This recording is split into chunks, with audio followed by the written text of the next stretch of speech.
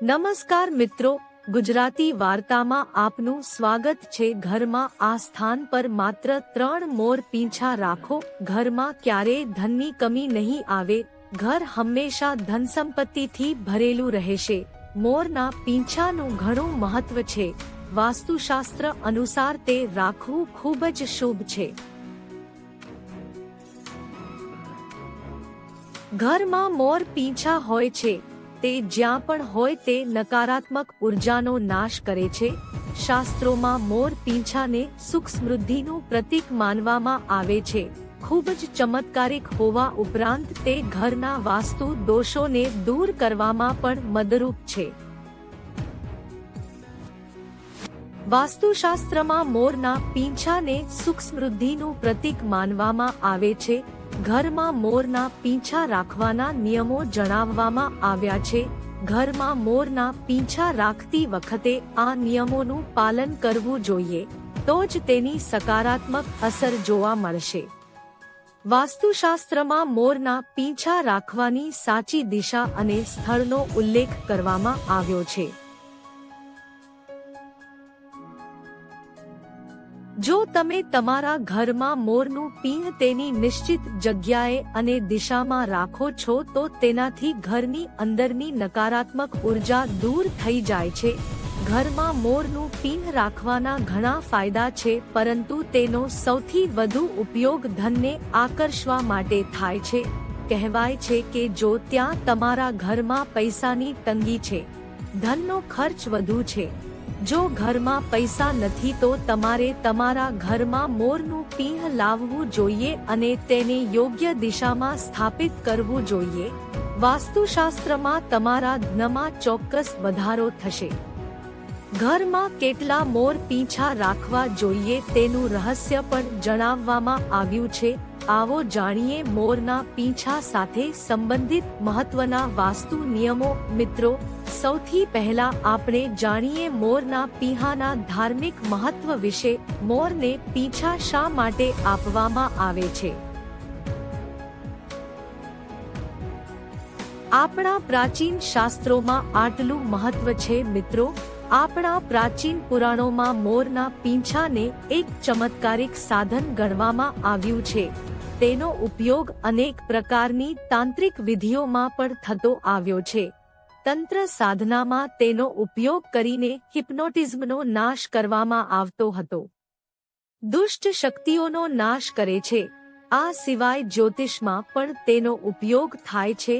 મોર પીંછાનો ઉપયોગ થાય છે। જ્યોતિષ શાસ્ત્રમાં પણ મોરના પીંછાથી સંબંધિત ઉપાયો જણાવવામાં આવ્યા છે। આયુર્વેદમાં મોરના પીંછા રોગો અને વિવાદોને દૂર કરવામાં પણ મદદરૂપ છે। મોરના પીંછા માત્ર દુષ્ટ શક્તિઓને જ ઘરથી દૂર નથી રાખતા, પરંતુ સાપ વગેરે જેવા ઝેરી પ્રાણીઓને પણ મોર પીંછાથી દૂર રાખે છે।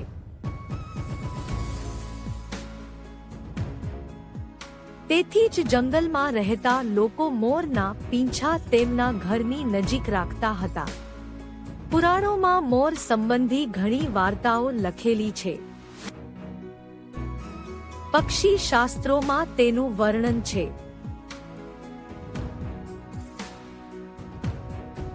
મોર સાથે જોડાયેલી વાર્તા। પ્રાચીન કાળમાં સંધ્યા નામનો એક રાક્ષસ રહેતો હતો। તે ખૂબ જ શક્તિશાળી અને મહાન તપસ્વી હતો। ગુરુ શુક્રાચાર્ય પાસેથી જ્ઞાન મેળવ્યા પછી સંધ્યા નામના રાક્ષસે દેવતાઓને પોતાના શત્રુ માનવા માંડ્યા। તેને વરદાન મળ્યા બ્રહ્મદેવ અને ભગવાન શિવથી અને ખૂબ જ શક્તિશાળી બન્યા। ત્યારબાદ તેણે સ્વર્ગ પર હુમલો કર્યો અને ઘણા દેવોને બંદી બનાવ્યા। પણ રાક્ષસને હરાવવા માટે દેવોએ એક યોજના બનાવી અને તેના માટે તેણે મોરનો સહારો લીધો। મોરના પીંછામાં બધા દેવતાઓ અને નવગ્રહો વિરાજમાન થઈ ગયા, જેના કારણે મોર ખૂબ જ શક્તિશાળી બન્યો અને દૈત્યનું રૂપ ધારણ કરીને મોરે સંધ્યા અસુર પર હુમલો કર્યો। આ યુદ્ધમાં તમામ દેવતાઓએ મોરની સ્તુતિ કરી અને તેને પૂજનીય હોવાનું વરદાન આપ્યું। ત્યારથી મોરને ખૂબ જ પવિત્ર માનવામાં આવે છે। જ્યાં પણ મોરના પીંછા હોય ત્યાં નવગ્રહોની અશુભ અસર જોવા નહીં મળે મિત્રો, માત્ર ઋષિમુનિઓ જ નહીં, દેવતાઓ ભગવાન શ્રી કૃષ્ણ પર મોરના વખાણ કરે છે. ભગવાન શ્રી કૃષ્ણે મોર પીંછાની શ્રેષ્ઠતા વર્ણવી છે અને પોતાના મુગટમાં મોરનું પીંછ પહેરાવીને મોરની શ્રેષ્ઠતા દર્શાવી છે. ભગવાન શ્રી કૃષ્ણ મોર પીંછા વિના ક્યાંય જતા નથી તેની સાબિતી પણ આપવામાં આવી છે. શ્રી કૃષ્ણ કહે છે કે મોરનું પીંછું શાંતિ અને પ્રેમનું પ્રતીક છે. મોર સુખ અને સમૃદ્ધિનું પણ પ્રતીક છે. મોરનું પીંછ મનુષ્યને તમામ પ્રકારની નકારાત્મક શક્તિઓથી બચાવે છે. મિત્રો, પુરાણોમાં મોરને વિવિધ દેવી દેવતાઓના પ્રતીક રૂપે દર્શાવવામાં આવ્યો છે. માતા લક્ષ્મી, દેવી સરસ્વતી, ભગવાન શ્રી ગણેશ, ભગવાન કાર્તિકે આવા અનેક દેવતાઓના સંબંધને દર્શાવ્યા છે. મોર સાથેની દેવીઓ. માં લક્ષ્મી ધન અને સમૃદ્ધિ આપનાર દેવી છે. માં લક્ષ્મીને મોરના પીંછા ખૂબ જ પ્રિય છે. માં લક્ષ્મી સાથે મોરના પીંછા રાખવાથી માતા પ્રસન્ન થાય છે. મોર એ માં સરસ્વતીનું વાહન છે, તેથી જ વિદ્યાર્થીઓએ મોર પીંછા રાખવા જોઈએ. જો તમે મોરના પીંછાને વાંસળીમાં લગાવીને ઘરમાં રાખો છો તો તેનાથી પરિવારમાં સુખ અને શાંતિનું વાતાવરણ બને છે. મિત્રો, અમારું ઘર એક મંદિર જેવું છે. જો તેમાં રહેતા સભ્યો દરરોજ એકબીજા સાથે લડવા લાગે તો આ મંદિર યુદ્ધના મેદાન કરતા યુદ્ધના મેદાન જેવું દેખાવા લાગે છે. ઘરમાં પરેશાનીઓ અને ઝઘડા થવાના ઘણા કારણો હોઈ શકે છે, પરંતુ સૌથી મોટું કારણ છે ઘરમાં નકારાત્મક ઉર્જાનો પ્રવેશ. પરંતુ આ નકારાત્મક ઉર્જા આપણા ઘરમાં ક્યાંથી પ્રવેશે છે અને આ નકારાત્મક ઉર્જા દૂર કરવા માટે શું ઉપાય કરવા જોઈએ? વાસ્તુશાસ્ત્ર અનુસાર દરેક ઘરમાં એવી વસ્તુઓ હાજર હોય છે જે નકારાત્મક ઉર્જા ફેલાવો. આ વસ્તુઓ છે, આપણું ઘર તેના વિના ચાલતું નથી. આપણે આ વસ્તુઓને ઘરમાંથી દૂર કરી શકતા નથી, પરંતુ નકારાત્મક ઉર્જા ચોક્કસપણે દૂર કરી શકીએ છીએ. આ માટે આપણે મોર પીંછાનો ઉપયોગ કરવો જોઈએ.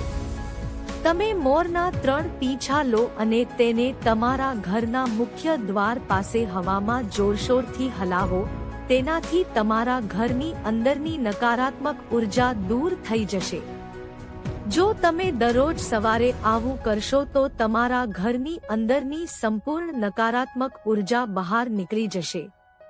ઉર્જા ધીરે ધીરે ઓસરી જશે અને તમારા ઘરમાં સકારાત્મક વાતાવરણ બનશે. આ વાતને ધ્યાનમાં રાખીને આજે અમે તમને જણાવીશું કે ઘરમાં એવી કઈ 3 જગ્યાઓ છે જ્યાં તમારે મોરના પીંછા રાખવા જ જોઈએ, અને જો તમે આ જગ્યાઓ પર મોરના પીંછા રાખો તો તમારા ઘરમાં પણ વધુમાં વધુ સકારાત્મક ઉર્જા જળવાઈ રહેશે.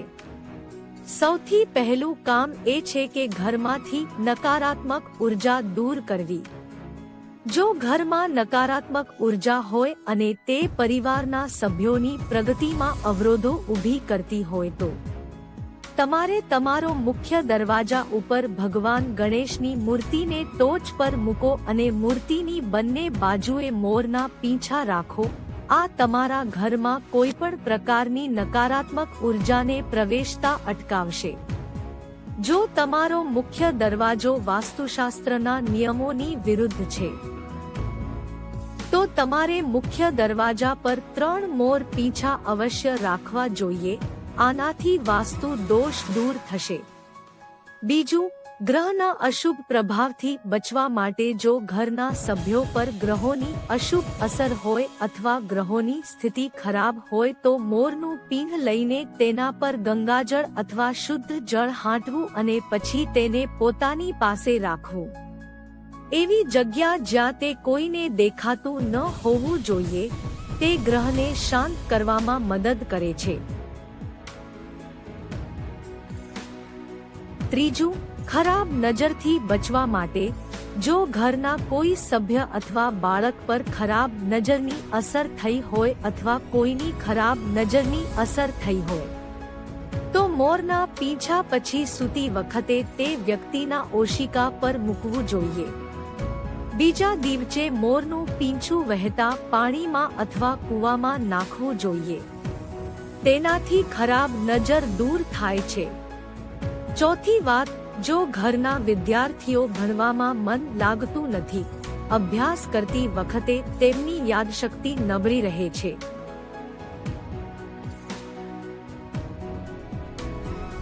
જો વિદ્યાર્થીઓને વારંવાર ઊંઘ આવતી હોય તો તેમણે માં સરસ્વતીની સામે મોરનું પીંછું રાખવું અને બીજા દિવસે તેને પુસ્તકોમાં રાખવું જોઈએ. તેનાથી વિદ્યાર્થીઓની એકાગ્રતા વધશે અને માં સરસ્વતીના આશીર્વાદ રહેશે. દુષ્ટ શત્રુઓથી છુટકારો મેળશે. પાંચમો ઉપાય, જો કોઈ શત્રુ જાણી જોઈને તમને પરેશાન કરી રહ્યા છે અને વારંવાર તમને નુકસાન પહોંચાડવાનો પ્રયાસ કરે છે તો મંગળવારે અને સવારે નહાયા વિના હનુમાનજીના માથા પર મોરના પીંછા પર સિંદૂર લગાવો અને વહેતા પાણીમાં પ્રવાહમાં મૂકી દો અથવા કૂવામાં. તેનાથી શત્રુઓથી મુક્તિ મળે છે. છઠ્ઠી વાત, મનની કોઈ ઈચ્છા અધૂરી રહે તો ઇચ્છિત પરિણામ મેળવવા માટે ઘણા દિવસો સુધી પ્રયત્ન કરવા છતાં પણ ઇચ્છિત પરિણામ મળતું નથી. કાર્યમાં વારંવાર જો તમે કોઈ પણ અવરોધનો સામનો કરી રહ્યા છો તો તમારે રાધા કૃષ્ણના મંદિરમાં જવું જોઈએ અને ભગવાન શ્રી કૃષ્ણને મોર પીંછા અર્પણ કરવા જોઈએ અથવા ઘરે શ્રી કૃષ્ણની મૂર્તિ પર મોર પીંછા મૂકો અને તેમની પાસે તમારી ઈચ્છા વ્યક્ત કરો.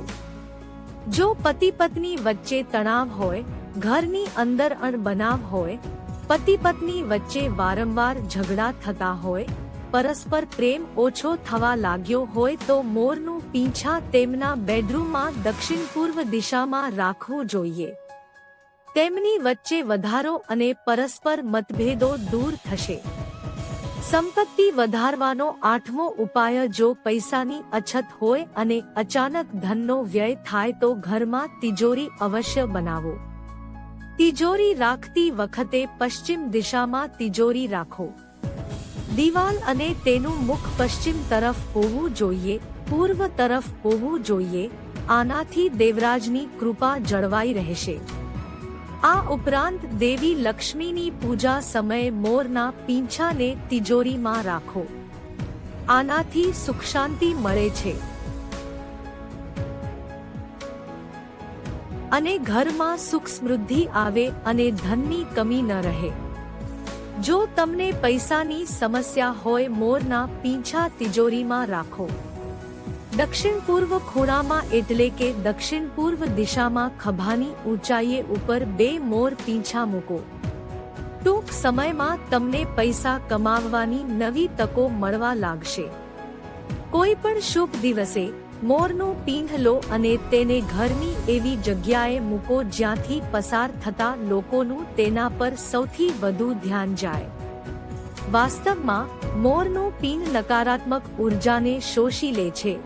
તેથી તમારે તેને એવી જગ્યાએ રાખવું જોઈએ જ્યાં મોરના પીંછા દરેકને દૃશ્યમાન થતા હોવા જોઈએ અને તે માત્ર તમારા માટે જ નહીં પરંતુ તમારા પરિવારના સભ્યોના જીવનમાં પણ ચોક્કસપણે સુખ અને સમૃદ્ધિ લાવશે. જો તમને આ વિડિયો પસંદ આવ્યો હોય તો વિડિયોને લાઈક કરો, ચેનલને પણ સબસ્ક્રાઇબ કરો અને તેની બાજુમાં આવેલ બેલ આઇકોનને દબાવો અને તમામ પસંદ કરો, જેથી તમને વિડિયોની સૂચના સૌથી પહેલા મળે અને કોમેન્ટ બોક્સમાં જય માતાજી, જય શ્રી રામ લખો. વિડીયોને અંત સુધી જોવા બદલ તમારો ખૂબ ખૂબ આભાર.